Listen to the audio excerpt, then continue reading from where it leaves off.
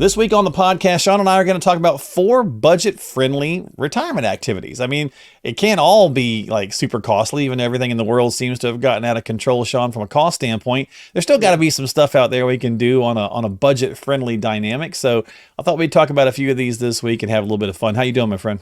I'm good, man. You mean I can't go live on a cruise ship for 2 years in a row and make that budget conscious? I mean, maybe you could. I don't think it'd be budget conscious, but or like the commercials, you always see a commercial, retirement, every day of retirement is walking on the beach and sailing on your, sailboat and taking the kids to Disney. While you can do some of that, I don't know if you can do it like constantly, especially with the prices. It's a little crazy, but I guess it depends on where you live. You can walk on the beach every day if you live in Florida. That's true. Where you live and how you live, right? It all goes into it. So, but we'll have a little fun with a couple of these. We got 4 budget-friendly ideas. We'll pop up some things for you guys to check out as we're talking through this. So, free fun in nature. We just got through saying it. So, on our last episode, you actually talked about taking a walk with your wife, right? So, you go out and stroll around wherever. I mean, we live in Salt Lake City, so it is. This time of year is tough for my wife. And myself. It's chilly. I grew up in Southern Wyoming. Southern Wyoming winters absolutely ruined me for the winter time. So I do not go outside December, January, and some of February. That sounds weird to the folks. So Southern Wyoming, it's still cold.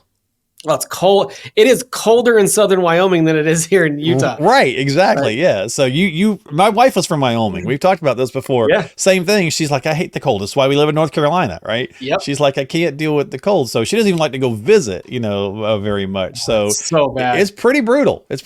So, but you guys do have a lot of parks. You guys got a lot of great stuff there in Utah. In the warmer months, it's awesome. Right. Yeah. Like my wife probably goes on 30 hikes a year as it sits right now. Yeah. That's her. Like you will find her in the mountains in the spring, summer, and fall. That's her jam.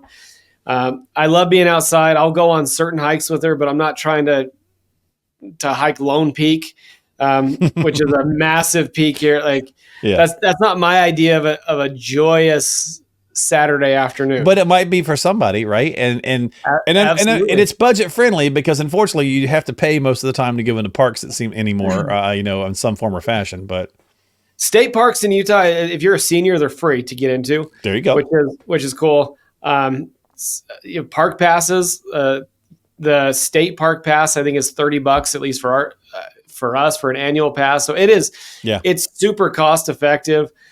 Getting out. I mean, just getting out and some of the local hikes you can do, just are free. Even just going out for like the morning walk or take your dog for a walk, man. If you got a dog, riding a bike, those e-bikes and, the e-bikes themselves are expensive, but once you have the bike or you can just go. But staying active and going out and doing a picnic or, going in southern Utah, you got you can go and check out some of the falls.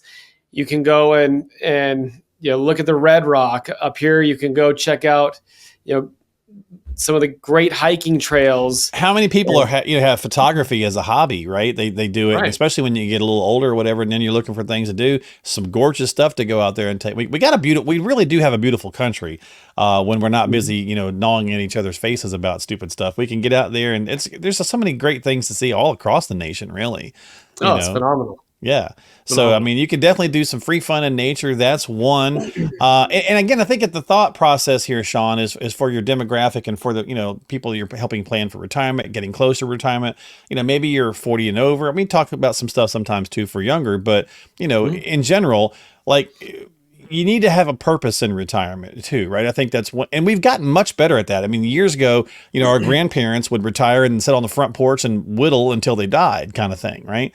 But now, we're out doing more stuff all the time. So making friends, finding purpose, that's another one, right? Clubs of some kind, photography club, like we just mentioned, or a dog thing or whatever, Pickleball is huge. Oh my God. The way pickleball's gone crazy. I was like, we were in St. George a couple weeks ago and we were riding around the community and passed by the pickleball courts and they were jam packed. I was like, in any pickleball court that I rode by, at any given time of the day, whether it was early in the morning or when it was, even when it was dark, they all had lights. Like people are outside playing pickleball Yeah. and enjoying the competition, right? The competitive Sure. side of it, Yeah. but also the social side where when they're Yep. done, they go grab a drink or go grab dinner or just Yep. hang out. Yeah, for sure. And I don't know if we can find it or not, but if our editor can find this for us, there's a video of a guy at a gym and he's hooked up his pickleball racket to one of the pulley things and he's working on his backswing. Yeah, he's trying to strengthen his pickleball arm. So if we can find that, we'll throw that in there. It's hilarious. You can check it out while we're watching this. But yeah, I mean, it's massive, so there's a lot of different things you can do, events, festivals. I mean, God, everybody's got a festival, a million festivals now, I mean, here in North Carolina, we had for New Year's, we had the pickle drop in Mount Olive because of Mount Olive pickles, right? So Raleigh, they drop an acorn, and Mount Olive, they drop a pickle, a giant pickle. So there's always something going on. Oh yeah, I mean, you can go out. I mean, just look at the community. Your local chamber's always got stuff like out in your local community. Magazines or papers or, right now it's even like it's the city Facebook pages and big time. Yeah. Stuff like that. I mean, there's always something going on that you can go volunteer at. Yep. And that's the other thing, finding a purpose. Like, Habitat for Humanity is always looking for people, whether it's the food drive, the Utah Food Bank here, there's always opportunity to go there. Yeah. Blood drives and, the homeless shelter, there's always places that you can go serve and provide purpose. Yep. To what's important to you. Yeah, for sure. So that's number 2 on the list. Number 3, creative pursuits, right? Now, depending on what your creative pursuit is, they can get a little costly. Anybody who's watching this who's a golfer is like, yeah, that's not cheap, that's not a cheap one. But there's a lot of stuff out there that can be, right? And there's so much stuff like on YouTube. Like if you're looking for a new creative activity, go on there and maybe learn how to paint, It gets a little expensive too. But there's different things you could try to do that could be a little bit budget friendly from a hobby standpoint. Or not just that, but like get back into hobbies that you enjoyed in your younger years. Oh, for sure. Yeah. Like I look at my daughter or whatever. Yeah. My daughter is super creative and her big thing right now is she goes from like, she'll completely design a dress to create a work of art on a canvas to then designing a necklace. Like that's just the way that her mind works. And I really hope that she never loses that. Cause I think that like what a cool way to express yourself and she'll come and she'll like the other night she told me, "Hey Dad, I'm creating this necklace. I'm creating a seashell necklace." And in my mind I'm thinking, all right, well, how are you going to drill the hole? Like, is it going to be covered in seashells? No, very pretty necklace, one seashell with a bunch of beads and everything around it. But like, I mean, stuff like that is not super expensive. You can go pick up seashells when next time you go to the beach and create necklaces or paint and draw. Becoming creative. If you loved woodworking as a child, or you had wood and it might be a good side job. It might be a good side hustle, man, because if you're crafty and you make some cool stuff, I mean, you can put it up on the internet and people, Etsy or whatever, and you got just a little be careful. Yeah. If you're woodworking, don't lose those fingers like your old woods teacher, right? I mean, everybody had that guy. That's right. The old shop teacher is missing. He's missing his index finger or whatever. But if you're a shop teacher and you've lost one, let us know in the comments because that'd be cool. Because everybody, I love my shop teacher, and I actually I had one. It wasn't a wood shop. It was auto shop. But he was cool, and he was missing part of his finger, but he was a cool dude, man. He taught us a lot of stuff. So kudos to the shop teachers out there. But yeah, I mean, find like the passions that you used to love that you still love. Painting, drawing.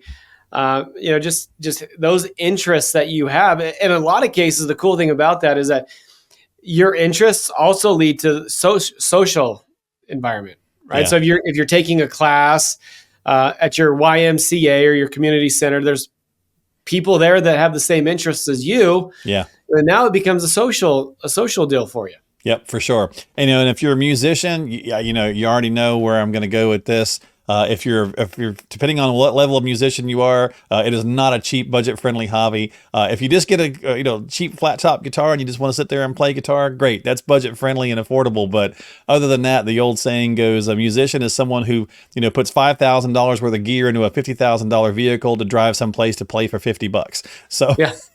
it's not necessarily budget friendly in that regard. And then finally, I guess, Sean, this all kind of ties back into really just staying healthy and active overall, right? Again, we've done such, and for all the things that the internet, we get a lot of flack for the internet. We take a lot of, it gets a lot of ribbing for how much mindless stuff is on there and so on and so forth. And there is that. But you also see cool stuff out there. Like there's a lot of Instagram channels and YouTube channels where it's showing people, like there's this one that I think is pretty cool. I think it's a woman in her 50s or 60s. And every day they're doing some sort of post a video of an exercise with her 90-year-old mother. And it's just about how to stay active, right? And it's like, that's awesome because that's going to help economically too, right? If you're in better health and you're moving and staying mobile, it's going to keep some of the doctor's bills down as you age too, hopefully, right? Well, I mean, health is huge, Sure. right? And being able to do all of the things that we talked about earlier, you have to be physically able or healthy to do those things. Yeah, and for sure. And I come back to the YMCA's or the community rec centers. In a lot of cases, those are pretty cost-effective ways to go keep your health up. Yeah. Go walk on the track. Studies have shown that you don't need to sprint and do that HIIT cardio and all of that. Like just the mobility, keep the joints moving, and lift. Stay strong and keep your muscles engaged, because that's going to allow for you to continue to do those things that you enjoy doing. There's a guy, I go to this Red Sox camp down in Fort Myers, and there's a guy there that one of my favorite people. He's 84 years old. Nice. And he's still playing at this camp. I'll see him in a couple weeks. He'll be down there. He'll play the entire week. He's a little slower. Sure.